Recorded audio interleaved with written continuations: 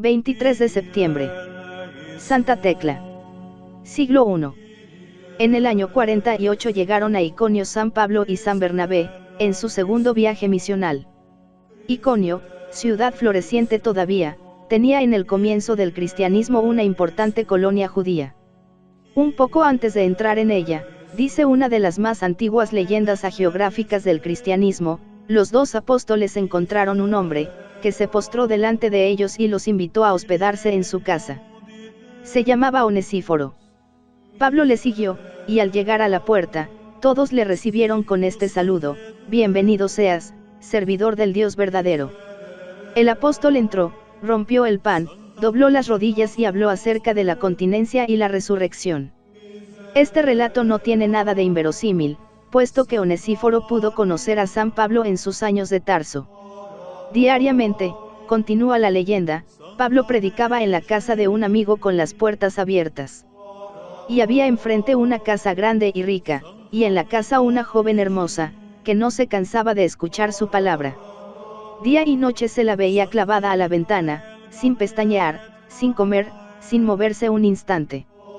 Tenía el nombre de Tecla, vivía con su madre Teoclia y con frecuencia iba a visitarla un joven, llamado Tamiris, a quien había sido prometida en matrimonio.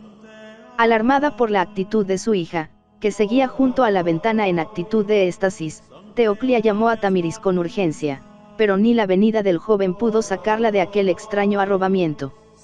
En consecuencia, Pablo fue denunciado como embaucador y hechicero. Se le condenó y se le llevó a la cárcel. Tecla entonces salió de su casa, y soltando los aros de oro que rodeaban sus brazos, se los dio al portero. A la puerta de la cárcel se acordó de que llevaba un espejo de plata para comprar al carcelero. Entró rebosante de alegría, y sentada a los pies del prisionero, escuchaba horas y horas las grandezas de Dios.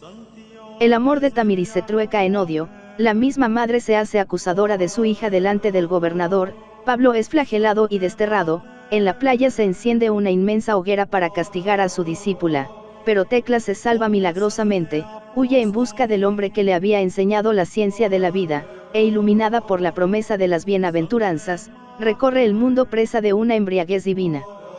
¿Qué hay de verdad en todo esto? Es difícil contestar, pero es un hecho que la figura de la Virgen de Iconio ilumina y perfuma las primitivas comunidades cristianas. Se relatan sus visiones, sus raptos, sus viajes, se habla de su belleza y su sabiduría, se la presenta como la personificación viviente de la doctrina predicada por San Pablo.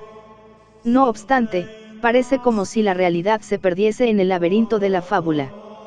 Desde principios del siglo II corre la novela de los viajes de Pablo y Tecla, urdida con piadosos discursos, esmaltada de prodigios extravagantes, henchida de sucesos inverosímiles. Se dice que San Juan, que dirigía aún las iglesias asiáticas, protestó, y Tertuliano asegura en su libro de bautismo, capítulo 17, que su autor, un sacerdote, fue despojado de su dignidad.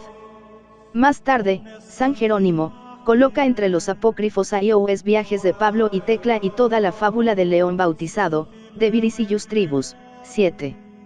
No obstante, el apócrifo recorre el mundo en todos los lugares orientales, y la imagen de Tecla sigue brillando esplendorosa en el amanecer del cristianismo.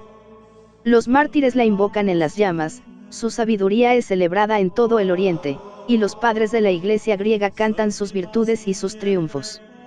A ella, dice San Metodio en el banquete de las 10 vírgenes, la más bella y florida de las coronas, porque brilló sobre todas en el heroísmo de la virtud, y el mismo San Jerónimo, que catalogaba su leyenda entre los apócrifos, cree que había en ella algo de verdad, puesto que, al terminar su carta a Eustoquio, evoca el día de la partida, en que María avance hacia el alma triunfadora y Tecla se apresure radiante para abrazarla, y en su crónica, en el año 376, recuerda que Melania llegó a Jerusalén, donde sus virtudes hicieron de ella una nueva Tecla.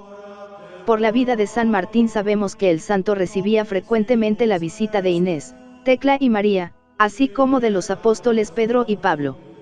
El centro del culto de la protomártir semejante a los apóstoles, estaba en Meriamlik, cerca de Seleucia o Seleucia. La Basílica de la Santa, uno de los más concurridos santuarios de la antigüedad, era una construcción monumental, magníficamente decorada. bajo el templo se encontraba la gruta en que Tecla habría terminado su vida antes de desaparecer tras de la roca, que se cerró para ocultar su cuerpo. Lo propio de este culto es que en él falta la tumba. San Basilio, en el libro de los milagros, nos habla de las impresiones de los peregrinos del siglo V. Uno ensalza el esplendor de las fiestas, otro la inmensa multitud de los visitantes, otro el gran número de ayahúes obispos, otro la elocuencia de los oradores, otro la belleza de la salmodia, otro la concurrencia de los fieles a los oficios de la noche, otro la magnificencia de las ceremonias, otro la piedad de los asistentes, o los apretujones de la multitud, o el calor sofocante, o el oleaje de los que entran y salen, los gritos, las disputas, el desorden y hasta las disputas por ocupar los primeros puestos durante la celebración de los santos misterios. Entre los milagros que nos cuenta el obispo de Seleucia hay algunos que nos recuerdan casos parecidos de los templos paganos, como este que antaño se había atribuido a Asclepios. Una madre presenta ante la santa a su hija, que estaba a punto de perder un ojo, la lleva al parque de las aves, y mientras la niña juega con ellas, un ganso le pica en el ojo enfermo. Hubo gritos y lamentos, pero pronto pudo verse que el ave había hecho reventar un absceso, con lo cual la paciente sanó rápidamente. El poder de la santa atraía peregrinos de todas las regiones del imperio. Allí se postró Gregorio de Nacianzo, allí se presentó muchas veces Taracio, corresponsal de San Isidoro de Pelucio, allí llegó también, en 415, la monja española Eteria, que oró junto al martirium, y mandó luego que la leyesen las actas de la santa. Jerusalén tenía también su iglesia de Santa Tecla, situada en Betfagé, la tenían también Antioquía y Constantinopla, y en Chipre había 5 localidades con el nombre de Hagia Tecla, con ferias el 24 de septiembre, que era, según los calendarios orientales más antiguos, el día de su fiesta. En 1320, el brazo de la santa, lo único que había quedado al desaparecer detrás de la roca, fue trasladado de Armenia a Tarragona, cuya catedral está consagrada a su memoria. De aquí el culto que se le rinde en el Levante español.